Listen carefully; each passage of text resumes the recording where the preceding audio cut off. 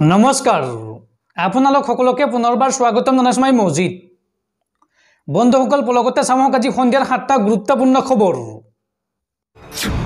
প্ৰথমটো খবৰ নিষিদ্ধ ঘোষিত উগ্ৰপন্থী সংগঠন আলফা স্বাধীনত এইবাৰ যোগদান কৰিলে অসমৰ এইগৰাকী সাংবাদিক বিদ্যুৎ মহন্তৰ আলফা স্বাধীনত যোগদান এক ফেসবুক পোষ্ট যোগে আলফাত যোগদানৰ কথা প্ৰকাশ কৰিলে সাংবাদিকগৰাকীয়ে পৰৱৰ্তী খবৰ ৰাজ্যবাসীলৈ ভাল খবৰ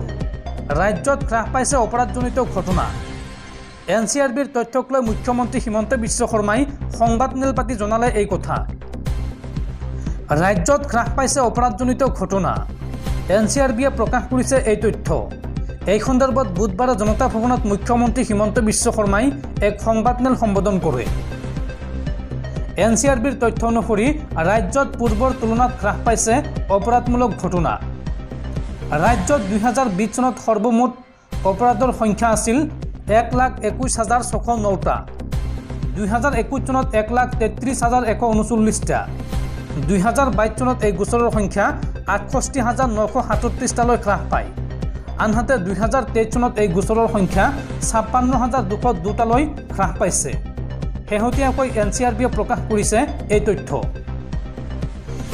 পৰৱৰ্তী খবৰ আপুনি সুৰা বা কোল্ড ড্ৰিংক সেৱন কৰে নেকি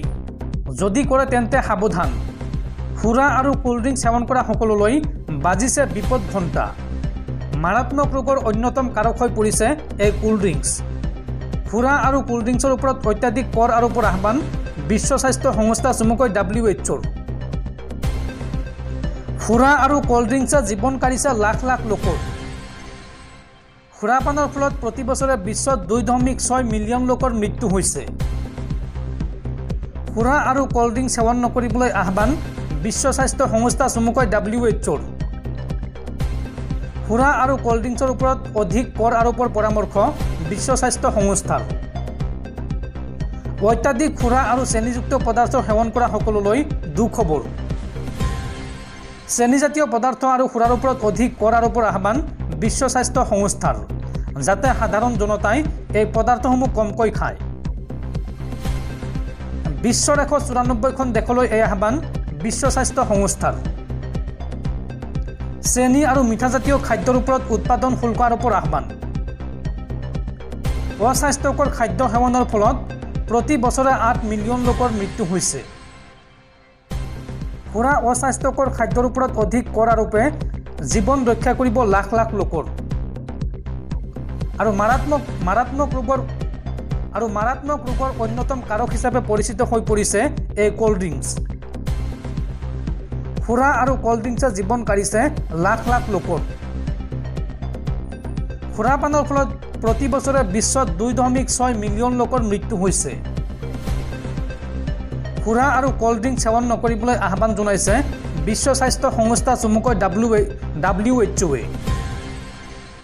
বন্ধুসকল তাৰপিছত 4 নম্বৰ খবৰটো জনোৱাৰ আগতে আপোনালৈ এটা সৰু ৰিকুৱেষ্ট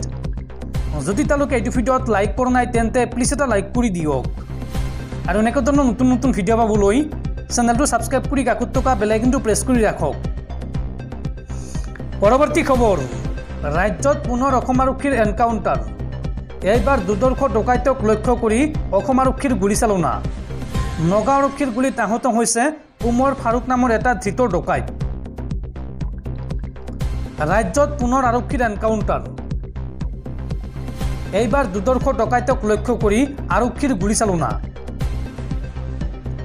আৰক্ষীৰ গুলীত আহত হৈছে উমৰ ফাৰুক নামৰ এটা ডকাইত নগাঁও আৰক্ষীয়ে উমৰ ফাৰুকক বিচাৰি চলাইছিল অভিযান আৰু অভিযানৰ সময়ত আৰক্ষীক আক্ৰমণ কৰাৰ সময়তে আৰক্ষীয়ে গুলীচালনা কৰে আৰক্ষীৰ গুলীত দুটা ভৰিতে আঘাতপ্ৰাপ্ত হৈছে উমৰ ফাৰুক প্ৰথম অৱস্থাত নগাঁও মেডিকেল কলেজ হাস্পতালত ভৰ্তি কৰোৱা হৈছিল ধৃত ডকাইতটো আৰু সম্প্ৰতি উন্নত চিকিৎসাৰ বাবে GMCHলৈ প্ৰেৰণ কৰা হৈছে উমৰক উল্লেখযোগ্য যে এই ডকাইতটোৰ পৰা পিষ্টলসহ 2 ৰাউণ্ড গুলী জব্দ কৰিছে নগাঁও আৰক্ষীয়ে পৰৱৰ্তী খবৰ নিৰ্বাচনক লৈ ডাঙৰ ঘোষণা আগুৱাব পাৰে 2024 লোকসভা নিৰ্বাচন বিগত লোকসভা নিৰ্বাচনৰ তুলনাত এইবাৰ কিছুদিন নিৰ্বাচন আগুৱাৰ বা আগবঢ়াৰ সম্ভাৱনা আছে। ফেব্ৰুৱাৰীৰ প্ৰথম সপ্তাহতে ঘোষণা হ'ব পাৰে নিৰ্বাচনৰ দিন। ৰাম মন্দিৰ উদ্বোধন আৰু লেখানুদান দাখিলৰ পিছতে ঘোষণা হ'ব নিৰ্বাচনৰ দিন। হিন্দী বলয়ৰ 3খন ৰাজ্য দখলৰ পিছতেই মোদী চৰকাৰৰ বিশেষ তৎপৰতা।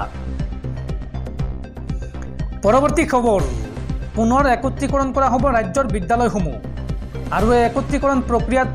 বন্ধ হ'ব ৰাজ্যৰ 507খন প্ৰাথমিক বিদ্যালয়। ৰাজ্যৰ এই 507খন প্ৰাথমিক বিদ্যালয় বন্ধ কৰি পুনৰ একত্ৰীকৰণৰ যোজা অসম চৰকাৰৰ। পৰৱৰ্তী খবৰ, 2000 টকীয়া নোটক লৈ পুনৰ ওলাই আহিছে আন এক ডাঙৰ খবৰ। দেশত বন্ধ হৈ যোৱা 2000 টকাৰ নোটসমূহ ছপা কৰিবৰ বাবে কেন্দ্ৰীয় চৰকাৰে খৰচ কৰিছিল 17,688 কোটি টকা। লোকসভাত প্ৰকাশ পালে এই তথ্য। 2016 চনত প্ৰচলন হোৱাৰ পৰা ভাৰতীয় ৰিজাৰ্ভ বেংকে 2000 টকা নোট ছপা কৰাৰ বাবে মুঠ 17,688 কোটি টকা ব্যয় কৰিছে। সোমবাৰে এই তথ্য প্ৰকাশ কৰিছে কেন্দ্ৰীয় বিত্ত ৰাজ্যমন্ত্ৰী পংকজ চৌধুৰীয়ে। 500 টকা আৰু 1000 টকাৰ নোট বিমুদ্ৰাকৰণৰ সিদ্ধান্ত লোৱাৰ পিছতেই 2016 চনৰ নৱেম্বৰ মাহত বেংকে 2000 টকীয়া নতুন নোট জাৰি কৰিছিল। লোকসভাত এক প্ৰশ্নৰ লিখিত উত্তৰত চৌধুৰীয়ে জনোৱা মতে 2017 চনৰ মাৰ্চ মাহৰ পূৰ্বে 2000 টকীয়া মুদ্ৰাৰ নোটৰ প্ৰায় 89% ছপা কৰা হৈছিল আৰু ইয়াৰ ব্যৱহাৰিক জীৱনকাল প্ৰায় 4 বছৰ 5 বছৰ শেষ হোৱাৰ ওচৰ চাপিছে। উত্তৰত কোৱা হৈছে যে জনসাধাৰণৰ মুদ্ৰাৰ প্ৰয়োজনীয়তা পূৰণ কৰিবলৈ অন্যান্য মূল্যৰ বেংক নোটৰ ষ্টক পৰ্যাপ্ত হৈয়ে আছে। ৰাজহুৱা খণ্ডৰ বেংকসমূহে 2000 টকীয়া মুদ্ৰাৰ নোট ৰখাৰ বাবে এটিএম পুনৰ মানাংকন কৰিবলৈ প্ৰায় 32 কোটি টকা ব্যয় কৰে। এটিএমসমূহ পুনৰ মানাংকন কৰিবলৈ ভাৰতীয় ষ্টেট বেংকে প্ৰায় 12.8 কোটি টকা ব্যয় কৰিছে বুলি চৌধুৰীয়ে জনায়। RBIৰ তথ্য অনুসৰি 2017-19 বিত্তীয় বৰ্ষৰ পৰা প্ৰচলিত 2000 টকীয়া নোটৰ মুঠ মূল্য প্ৰায় 7.4 লাখ কোটি টকা। ইয়াৰ পিছৰ বছৰবোৰত বেংকে কোনো নতুন 2000 টকীয়া নোট ছপা কৰা নাছিল। উল্লেখযোগ্য যে ভাৰতীয় ৰিজাৰ্ভ বেংকে যোৱা 19 মে'ত স্বচ্ছ নোট নীতিৰ অধীনত এই নোটসমূহৰ প্ৰচলন প্ৰত্যাহাৰ কৰাৰ কথা ঘোষণা কৰি নাগৰিকসকলক বেংকৰ শাখাসমূহত 2000 টকীয়া নোট 30 ছেপ্টেম্বৰৰ ভিতৰত জমা কৰিবলৈ নিৰ্দেশনা জাৰি কৰিছিল আৰু পিছত এই সময়সীমা এসপ্তাহ বৃদ্ধি কৰি অক্টোবৰলৈকে বৃদ্ধি কৰা হৈছিল আৰু তাৰ পিছত এতিয়া দেশত সম্পূৰ্ণৰূপে বন্ধ হৈ পৰিছে 2000 টকীয়া নোটসমূহ।